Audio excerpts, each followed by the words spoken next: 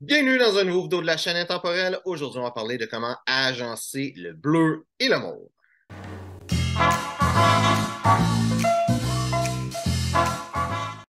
Donc, le bleu et le mauve, beaucoup de monde vont faire des mélanges de bleu et de mauve, mais qui va donner quand même un résultat très tranchant en réalité. Moi, personnellement, je trouve que c'est un mélange de couleurs qui n'est pas nécessairement très beau, mais c'est faisable de le faire quand même de façon à ce que ça le soit beau, ça soit élégant. Donc, je pense comme toutes deux couleurs qui sont pas nécessairement faites pour aller ensemble. Belle façon d'agencer ça, c'est d'avoir une couleur de un, une couleur de l'autre. C'est sûr que si le bleu et le mauve, c'est pas comme s'il y a du noir ou il y a du brun en étant une des deux couleurs qui s'agencent mal avec l'autre, parce que tu peux avoir de souliers qui vont bien aller, qui vont être dans une de ces couleurs-là. En tout cas, en règle générale, tu n'auras pas des souliers qui vont aller dans ces couleurs-là. Donc, tu es obligé d'incorporer une troisième couleur, techniquement, même si la couleur de cuir, c'est pas tellement une couleur. Et typiquement, le bleu, surtout le cuir brun qui va être beau avec ça, et le mauve, ça va surtout être le cuir noir qui va être beau avec ça. Donc, ça, c'est un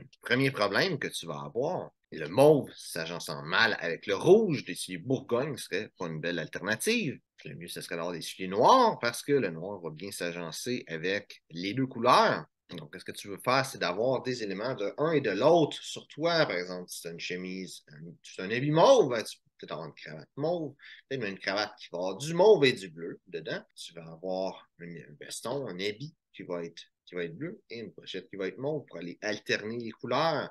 Donc, ce que tu peux faire, c'est avoir certains éléments qui vont intégrer les deux, comme j'ai dit, une cravate bleu et mauve.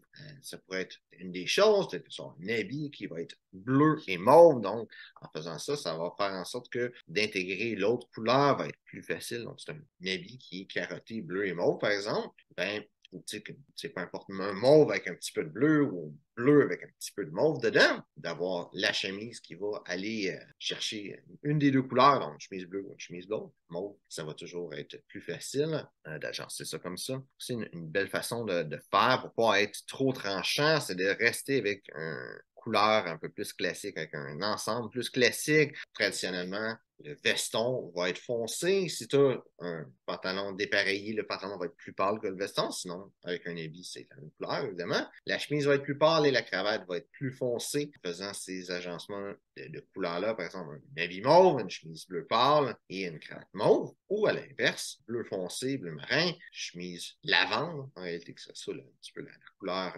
mauve pâle, et cravate bleue. Ça va faciliter l'échange. Ça va donner un air un peu plus classique. Surtout quand tu as deux couleurs vraiment qui sont si opposées que ça, qui sont si dures à mélanger, si tu y vas trop avec des couleurs qui flashent, qui sont flamboyantes, dans le fond, il y a des règles dans le style et le plus tu brises de règles, le plus tu as des chances que ce que tu portes soit bizarre, soit pas nécessairement beau. Non, mais le moins de règles que tu brises, le plus facile que tu sois capable de bien faire, de bien agencer. Donc, c'est ça pour la vidéo d'aujourd'hui. J'espère que tu as apprécié. Si c'est le cas, like et partage. Si tu as des questions sur le style classique masculin, mets ça dans les commentaires. Ça me fait plaisir de te répondre. Donc, merci de regarder la vidéo et on se voit une prochaine fois.